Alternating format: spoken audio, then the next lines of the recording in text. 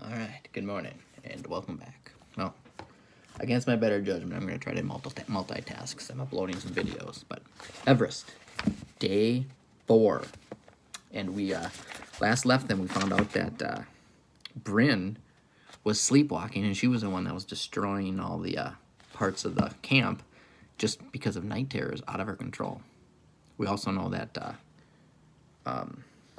Tilt went home, right? Because he fell. So, anyways, chapter 12. Wait, who fell? Was it Tilt? Oh. Yep. Wait. No, somebody else did. Sorry. All right, here we go. Chapter 12. Medical log, psych profile, interview with Cap Cicero. So now the doctor's interviewing Cap. Cicero. Come on, Andrea. Is this really necessary? I'm not one of the kids. Dr. Oberman. I heard you on that 3-hour conference call. That they could hear you in Denver. Cicero. Sometimes I say things with emphasis. Dr. Oberman. The final cut is Friday. I'm guessing you were making a last-ditch effort to unload a certain climber. Cicero. You'll never know how hard I tried. I don't want him. Even the kid doesn't want to go. I was as good as told that the whole expedition depends on it. Dr. Oberman. So that's it then? You did all you could? Cicero. I always said I never put an unqualified climber on that mountain. I'd scrap the whole thing first. Do you think it's easy to admit to yourself that you're not as honorable as you thought you were? Dr. Oberman. What do you mean? Cicero. A 15-year-old boy might die half a world away from his family and everything he knows. I could prevent that. But apparently all I care about is having another crack at Everest. Dr. Oberman. Aren't you forgetting something? That 15-year-old is going to have a guide who's the best in the business. If anyone can get Perry to the top, it's you. Cicero. A guide can't stop altitude sickness or a falling chunk of ice. Dr. Oberman. Those things are acts of God. They'd have the same effect on the most skilled climber in the world. Summit picked you because you're a number one, because you know that the kids will be as safe as it's possible to be on a Himalayan peak. Cicero. Okay, but you just don't ask how it makes me feel. Dr. Oberman. If anything, this does your job for you. That's one less spot you have to pick. Will you be ready to announce the team on Friday? Cicero. I'm ready now. It's interesting. So Perry has to go, apparently. I remember he has the rich uncle, so I'm wondering if that's the reason. The final team was unveiled late Wednesday afternoon, 2 days early. Ethan Zaff, Christian Alexis, Bryn Fiedler, and Perry Noonan would be the traveling to Nepal as Cap Cicero's Summit Quest expedition. Sammy Moon, Tilt Crowley, and Dominic Alexis were going home. It was never easy to tell a climber, young or old, that he or she didn't measure up. But Cicero was actually looking forward to his meeting with Tilt. He had even prepared a speech. You're a great climber, but a lousy person. I wouldn't put you on my team if you were the last kid on Earth. That's kind of harsh. And that when the moment came, the Tilt Crowley who sat across the desk from him wasn't the brash, selfish bully Cicero had come to know and dislike. He was just a heartbroken 14-year-old who was having his life's dreams snatched away. Crowley, you've got some growing up to do, was all Cicero could manage. Sorry it didn't work out. Tilt stumbled out of the office, stunned and devastated, and managed to fumble his way into his room to pack. It was too late to make it to Denver to catch flights home, so Sammy, Tilt, and Dominic were not scheduled to leave until morning. The last night at the Summit Complex was not going to be a pleasant one for them. Tilt didn't show up at dinner. Sammy and Dominic were there, but without much appetite. Neither had expected to make it, but the disappointment was still keenly fresh. I'm sleeping in the TV lounge tonight, Perry said feelingly. Tilt's going to strangle me in my bed. In truth, if there was anyone more shaken than Tilt, it was Perry. The news that he made the Everest team had shocked him to the core. Oh, sure, it had been obvious, as he survived cut after cut, that there was something more than talent keeping him in the running.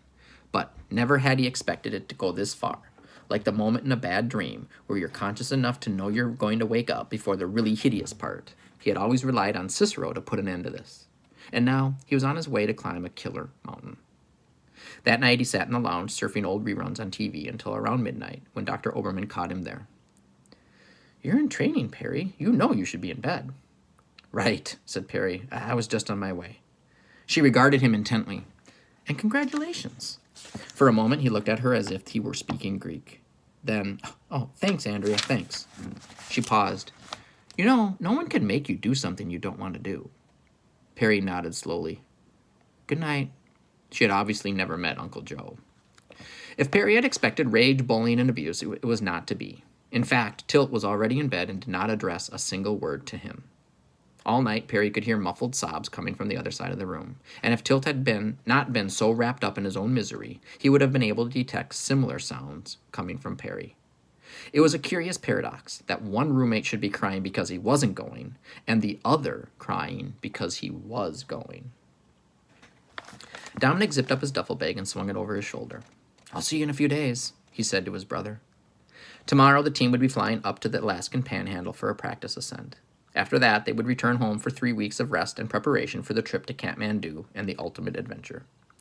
Chris put an arm around his younger brother's slender shoulders. "You know, Dom, I thought it was crazy, you saving all those wrappers and caps, but I'm really glad you were here with me. Is there anything you want me to take to the summit?" Dominic grinned ruefully. "Yeah, me." "You'll get your shot," Chris promised. "You're a great climber. There's nothing wrong with you that time won't take care of. Try not to hold it against Cap." Dominic looked surprised. "It's been the greatest thing in my life, training with Cap Cicero. I'll never forget this month." He opened the door. "I got a plane to catch." Outside, Bryn was helping Sammy load her luggage into the summit van. "It's called cliff jumping," Sammy was explaining brightly.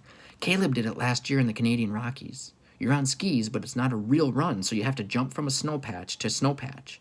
If you hit rock, the wipeouts can be nasty. It's pretty extreme." Bryn was all choked up. "I'll never forget what you did for me." Sammy shrugged. "You climbers are too obsessed with mountains, mountains, mountains. There's plenty of adventure out there. I'll find something cool to do." She embraced her roommate. "Sleep tight," she said meaningfully. So it's interesting, Bryn gets to go, and she's the one with the night terrors, so. "I will," Bryn promised. Tilt was already in the van, eyes staring straight forward, his face a thundercloud. He said goodbye to no one, and no one said goodbye to him. Sneezy's video camera rolled on as Sammy and Dominic pulled the door shut. The footage was shaky and of low quality. The cameraman was having his usual hard time watching candidates on their way home. To make matters worse, Lenny Kachuk would be driving the van into Denver. So he would be seeing the 3 disappointed climbers all the way to their airplanes. It was extra agony for a tender-hearted guide. The drive was shattering. 2 hours of nothing but mountains, the last thing a failed climber wanted to think about. Dominic tried to envision the scenery of Kansas and maybe Nebraska, but the winding Colorado highway offered up snow-capped peak after snow-capped peak, stinging reminders of what had been so close, but had slipped away from them. All right, sorry, but I got to do something quick. I told you I was multitasking, so.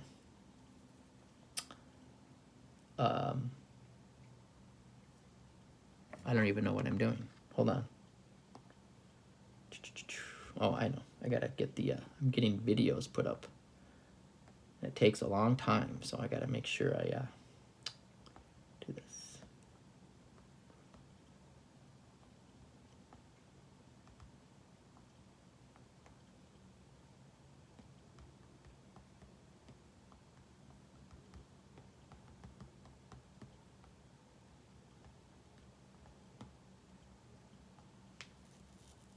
Okay. He listened to the never-ending scores and analysis from the all-sports station that the radio was tuned to. It mingled with the tinny whine escaping from Sammy's headphones. The only other sound in the van was Tilt's breathing, steady but too heavy, like a bull about to charge. Tilt's temper snapped about an hour into the drive. In a single motion, he had the tape out of the player and out the window before Sammy could exclaim, "Hey, that was garbage!" "Now it's roadkill," muttered Tilt. Dominic slipped out of his belt and positioned himself between the two of them on the bench seat. "You're gonna pay for that," Sammy raged. "Who's gonna make me?" sneered Tilt. "The shrimp?" "Come on, guys," pleaded Sneezy, trying to watch the road and keep an eye on his charges at the same time. "I know this isn't an easy trip." Sammy fixed her furious gaze on Tilt. "You think because I'm a girl I'm not gonna put you through the back window?" Tilt seemed to relish the chance to blow off steam. "You think because you're a girl I'm not going to hope you try?" "Leave her alone," ordered Dominic. "Shut up," chorused the combatants. Sneezy pulled the van over to the shoulder, stopping in a spray of gravel. He turned in his seat. "Cut it out!" They were momentarily shocked into silence. No one had ever heard the affable Sneezy raise his voice in anger. It was in that lull that the announcement came over the sports report. It was learned today that Ethan Zaff, the teen who conquered Everest last year, has pulled out of Summit Athletics' Summit Quest expedition. In a case of been there, done that, Zaff has signed on with This Way Up, a team that's planning a double ascent of Everest and nearby Lhotse. Zaff, the youngest ever to bag the world's tallest peak, promises this year's climb will be made without the help of supplemental oxygen. Everybody froze. The news was so stunning that it brought on a disorientation. The 4 occupants of the van couldn't even remember what they had been fighting about scant seconds before. The whole world had shifted. The final team was no longer locked in. Sneezy's cell phone rang, but he made no move for it. It rang again. "Answer it," breathed Tilt. The conversation was brief. "Got it, Cap." Sneezy threw the van into a U-turn, squealing across 4 lanes of highway. They were already doing 70 when the left front tire flattened and pulverized Sammy's garbage tape. Chapter 13. Cap Cicero was screaming now. "You want me to do what?" Tony Devlin tried to be calm. "When Ethan Zaff quit the expedition, we lost our star, the guy who was going to draw attention to our team. The only way to regain that spotlight is to break his record, to summit a kid even younger. Or the youngest girl, or both." "All right," said Cicero. "If anybody has a chance, Bryn does. She's Himalayan quality." "We need a sure thing," Devlin insisted, "or as close to it as we can get. We have to pack that team with home runs." "I'll take Sammy Moon and Zaff's spot," agreed Cicero. "I didn't really want to cut her anyway." "What about Tilt Crowley?" asked Devlin. "He's like a guaranteed record." "He's like a guaranteed head case," Cicero shot back. "We live in close quarters up there, and a disruption can be death, and I'm not speaking figuratively." "The board of directors thinks you should give him another look." "All right, I'll take him," Cicero said defiantly. "In Perry Noonan's spot." Devlin didn't blink. Perry goes, no matter what. "Well, I'm not taking Crawley over Moon." "You don't have to," said Devlin. "You're going to take him over Chris Alexis." Cicero stood up so violently that his chair went flying. "Chris Alexis is the best climber I've got. I need him. He'll be like an extra guide on Everest." Devlin was firm. "He's too old to break the record. We can't put our resources behind a kid who isn't going to get us the attention we need. As Ethan Zaff's teammate, he was fine, but now the rules have changed. He's no use to us." Cicero took a deep breath as Devlin's words sank in. Part of him wanted to lash out for the expedition's sake and poor Chris's too. But Cicero had been climbing far too long not to understand the way things worked. It took a lot of money to put an alpinist atop Everest. A sponsor didn't ante up that kind of cash for the love of mountaineering. They did it for the glory, the prestige, and mostly for the advertising. If Summit wanted a record, Cicero had to try to deliver, even if he thought the whole business stank. "I'm surprised you're not asking me to take Dominic," he muttered resentfully. "The kid's barely out of diapers." "We considered it," said Devlin in all seriousness. "To put a 13-year-old on the summit would be an unbelievable coup. But we decided he's just too small. He wouldn't have a real chance to get to the top. Not like Tilt." But even then, Cicero couldn't commit. Devlin was still protesting as the team leader showed him out of the office. "Don't worry," Cicero reassured him. "We'll be ready for Alaska tomorrow." "Taking which kids?" probed Devlin. "You'll know that as soon as I do." Cicero went through the day as if in a daze. He had led dozens of expeditions before, full of rich and powerful clients who had paid tens of thousands of dollars to have a crack at Everest or one of the other 8,000-meter peaks. The infighting, the egos, the one-upmanship. But none of those trips had created the kind of headaches he was having over this one. It all came down to this. All his instincts told him to avoid Perry Noonan and Tilt Crowley. He was already stuck with Perry, and now it looked as if he would have to take Tilt too. He thought back to the kids who had disappeared in the prior rounds of cuts. Surely there was someone in there who was young enough and able enough to take instead of Crowley. After 27 days of nonstop training, the summit complex suddenly saw leisure time, and lots of it. The van with the former washouts returned to find no climbing exercises, no hikes, no drills, just confusion. The final team was set, or was it? What was going on? The returnees filled them in. The famous Ethan Zaff was a scratch. The 6 waited for news at first, but Cicero's office door remained shut. Eventually, Sneezy and Dr. Oberman shooed them away. But no one chose to visit the gym or the indoor climbing wall. No one could concentrate on anything but the suspense of the moment. They wandered the building like tourists, rubbernecking as though they were seeing the complex for the first time. Except Dominic. Cicero was still in his office when he spied the boy trudging through the snow down into the valley. He could have been going anywhere, but Cicero knew his destination instantly. It was where he would have been going in Dominic's place, where any bred-in-the-bone climber would go. The mushroom boulder.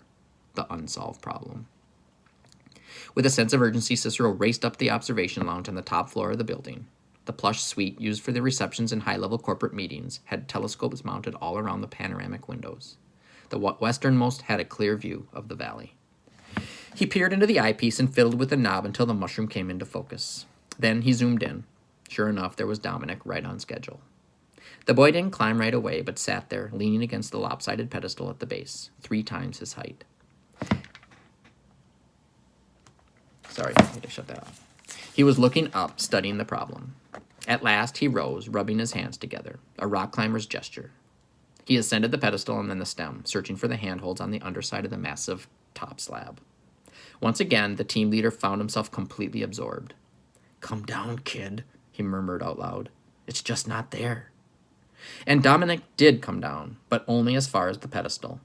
He paused for a second, took 3 running steps, and launched himself off the highest point of the base, up and out. A dino, the ultimate rock climber's move.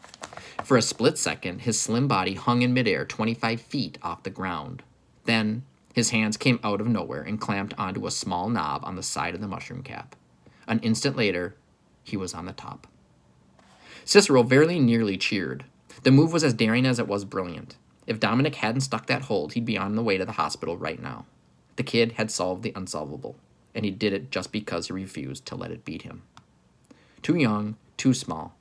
These things would disqualify other members, but not Dominic, because Dominic always found a way, and if the boy didn't deserve Everest yet, maybe Everest deserved him.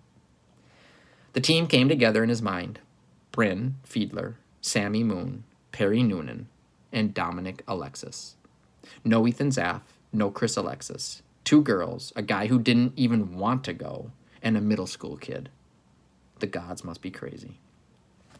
The farewell scene was replicated in the Alexis brothers' room, but this time it was Chris who was packing to leave. Dominic was distraught. I can't believe Cap did this to you, Chris. I should tell him to stuff it." "Are you crazy?" Chris exclaimed. "You don't owe me that much loyalty. When he cut you, I never said boo." "I deserve to be cut," Dominic insisted. "Not you. You're the best of all of us." "But I'm over the hill," Chris said bitterly. "I'll be 16 soon." "Cap's a jerk," Dominic raged. "I'll never respect him again. Tilt wasn't right about much, but he was right about Cap." His brother almost managed a smile. If there's one consolation in all this, it's seeing Tilt Crawley get cut for the 2nd time in 2 days. "You watch out for him," Dominic warned. "When he gets mad, he's nastier than usual." Chris undid the leather strap from around his neck and pressed the small vial of Dead Sea sand into his brother's hand. "It's all up to you now, Dom. I want this left on the summit. From the bottom of the world to the top. That hasn't changed."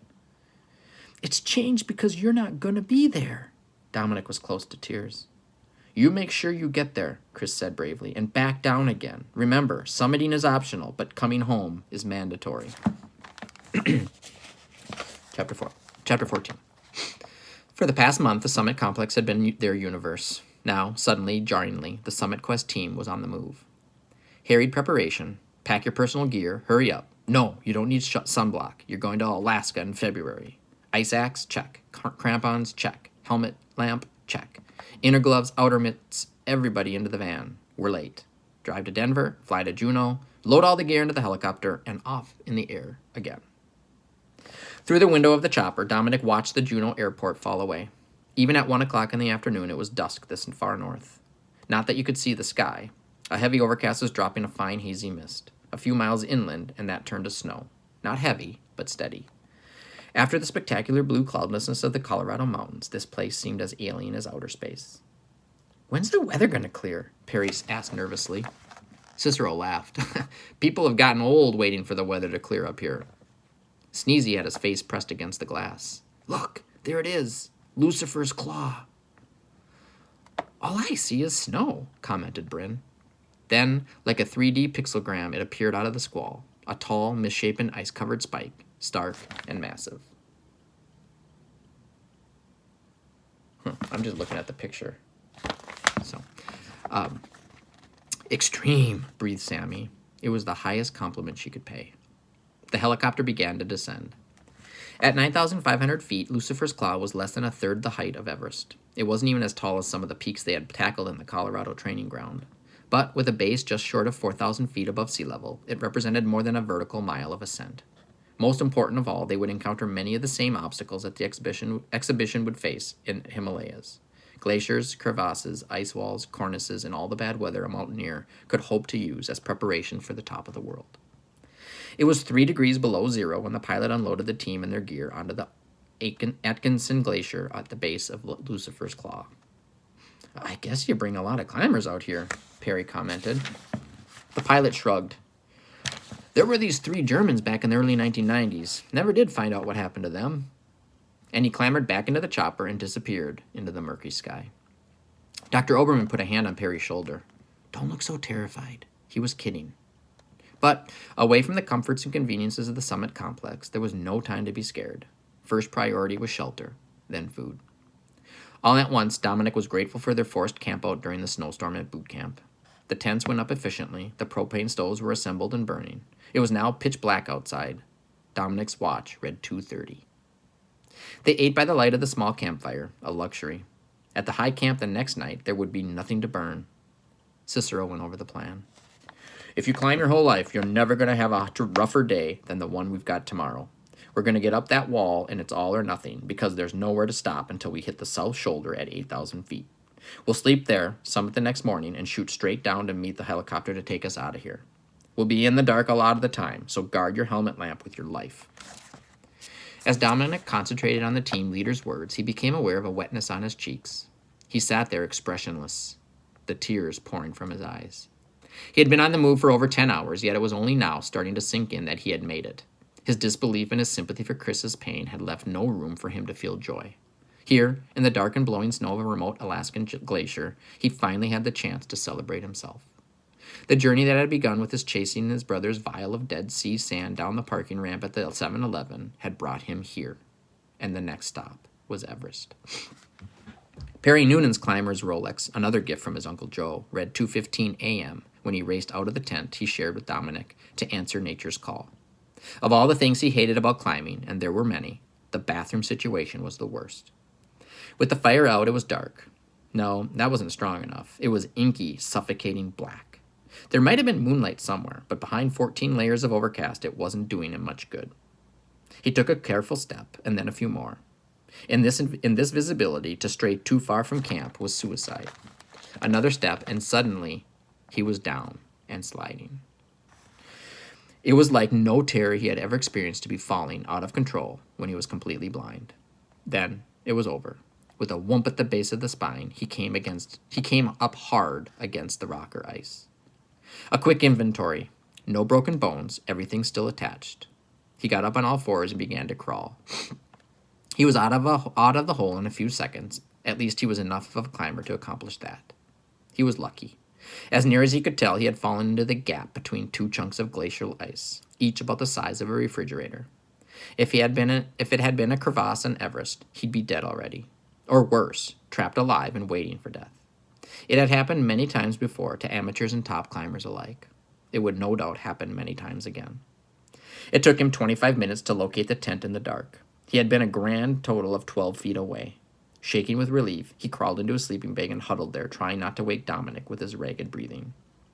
It was then that he realized there was something he had forgotten to do. But another bathroom trek was out of the question. Chapter 50. 5 a.m. When Cap Cicero woke the team, there was no different from the dead of night. Pitch black, ice cold, and snowing. By a meager fire, the climbers melted snow for a breakfast of hot chocolate and instant oatmeal. No one had much of an appetite. After 4 weeks of preparation, there was climbing to be done, and this was not a drill. They struck down the camp. All gear, tents, stoves, sleeping bags, was to be carried on their backs to be reused at their next stop, nearly a vertical mile above them. It was time to don windsuits and Gore-Tex face masks and mitts, and to strap on crampons, boot attachments featuring 12 sharp prongs. The metal spikes bit into the blue glacial ice as they shouldered their packs. The mission could not have been simpler. First, a half-mile hike to the base of Lucifer's Claw, skirting dangerous crevasses. It made the hair stand up on the back of Perry's neck. If last night's tumble had been any of these, there would be no Perry Noonan today. Once they reached the mountain, they were vertical almost immediately, ascending the steep wall. The front points of their crampons jabbed into the frozen shell covering the rock. Then a swing each of the ice axes in both hands.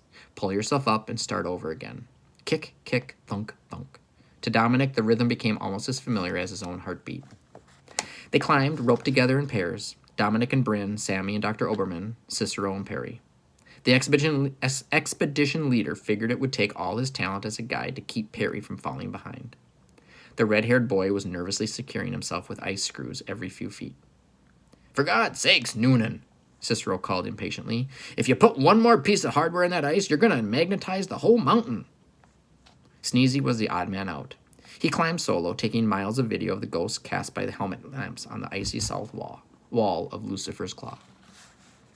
The sun rose at around 10 o'clock, or at least as Bryn put it, "It's bright enough to watch the snow blow in your faces." They celebrated with water and summit bars. The ice was thick and strong, and between the bite of ice screws and the front points of their crampons, the climbers were able to pause for a break while hanging off the wall. It felt something like comfort. Cicero and Sneezy changed positions. Now the expedition leader was solo. By that time, Dominic had lost track of how many pitches they'd climbed. It had to be at least a dozen, but they were not yet even halfway up. Within a few hours, it was dark again. The month of training held fatigue at bay for a long time, but when it finally came, it was crushing. All at once, the effort of swinging an axe seemed to call for Superman strength. Kicking crampon points into the ice felt like blasting through armor plating.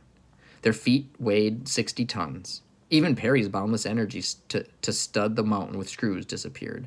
Sneezy had to remind him to place a belay station every 30 feet. Conversation dwindled down to the bare essentials. "Almost there. Hold this. Tired." Then, even the essentials were no longer essential. After that, the only sounds were wind, grunts of effort, and the crunch of ice axes and crampons. When their helmet lamps illuminated the rounding of the wall that marked the start of the shoulder, Dominic and Bryn sped up, a new vitality coursing through them at the sight of their goal. "We're there," puffed Sammy off to their left. "We're close." "Slow down," ordered Dr. Oberman. "The angle of the shoulder has a foreshortening effect. It looks closer than it really is." Sure enough, an hour of backbreaking work later, the shoulder appeared no nearer. They slogged on until Cicero's front pointed past them in a show of speed and stamina that was breathtaking. Above them, he disappeared over the rounding of the ice rock face. Once on level ground, he slung a top rope around a boulder and dropped it down the wall. Sidestepping with their crampons, the climbers converged on it. One by one, they ascended the line and joined the expedition leader on the shoulder. Bryn, Sammy, Perry, and Dominic collapsed in an untidy heap, but the guides soon had them standing up. "Now's the time you don't rest," barked Cicero. "Not until the tents are up and dinner's on." Their bodies had been pushed to the limit for 11.5 hours. The altitude gauge on Perry's watch read 8,063 feet. The air temperature was 37 degrees below zero. Their destination was an unnatural-looking place, even in the forbidding environs of Lucifer's Claw. The mountain's towering walls were gray-white with frost and snow, but the shoulder was naked black rock, swept clean by a relentless wind.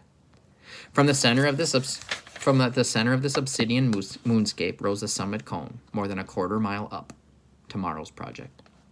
It was there that the 4 tents were placed, sheltered from the wind. Dinner was hot tea, hot soup, and a lot of instant pasta for carbohydrate energy.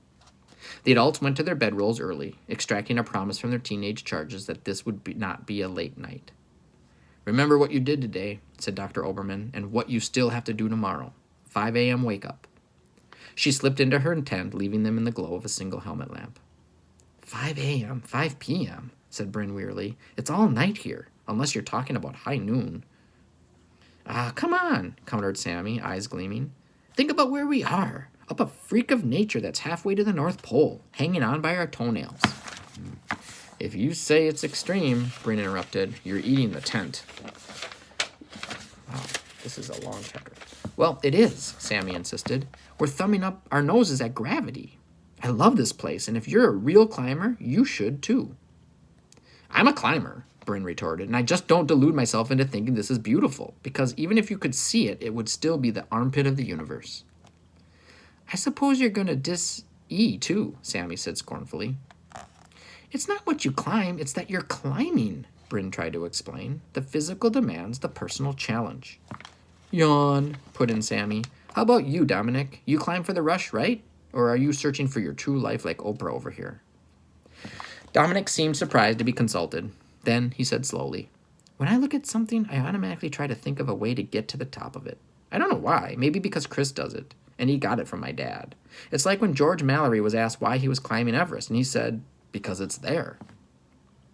He was joking, Perry broke in. The others looked at him. No, really, it was in a book my uncle gave me. There was a press conference, and one reporter kept asking, why do you want to climb Everest? Why? And just to shut the guy up, Mallory told him, because he's there, because it's there. It was a put down. It's nothing to base your life on.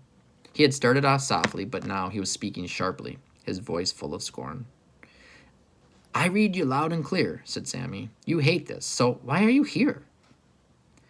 I made it up that wall, same as you, Perry defended himself.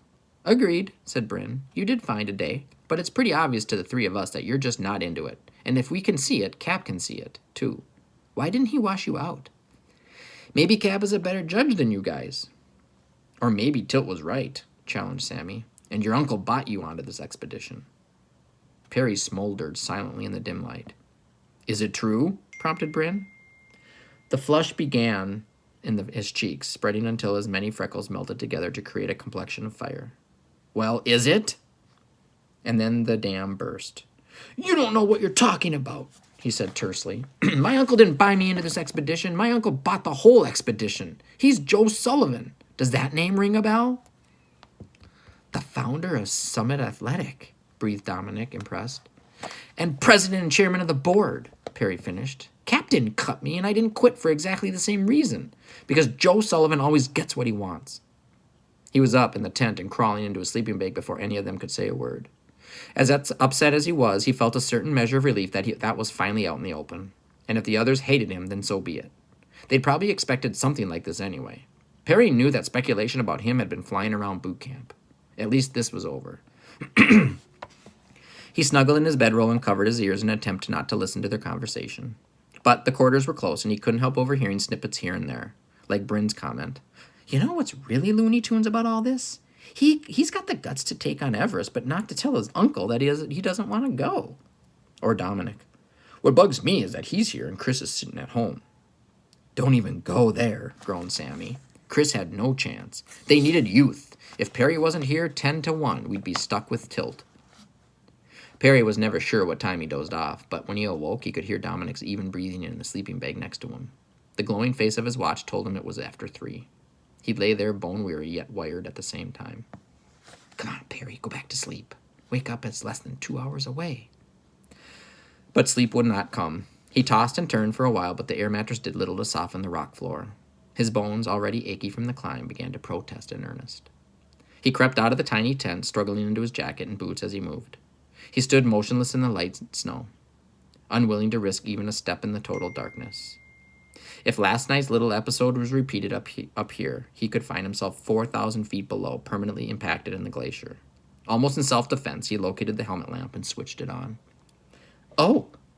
For the first time, he realized he was not alone. Bryn Fiedler stood there facing him. Couldn't sleep either? He asked. She gave him no answer and began to saunter slowly away. Oh, I know what's happening. She's sleepwalking again. Great, he thought. Either she just plain hates my guts or she thinks I'm trying to spy on her. And then he noticed something peculiar. The girl wore no coat and was bootless. Hey, aren't you cold?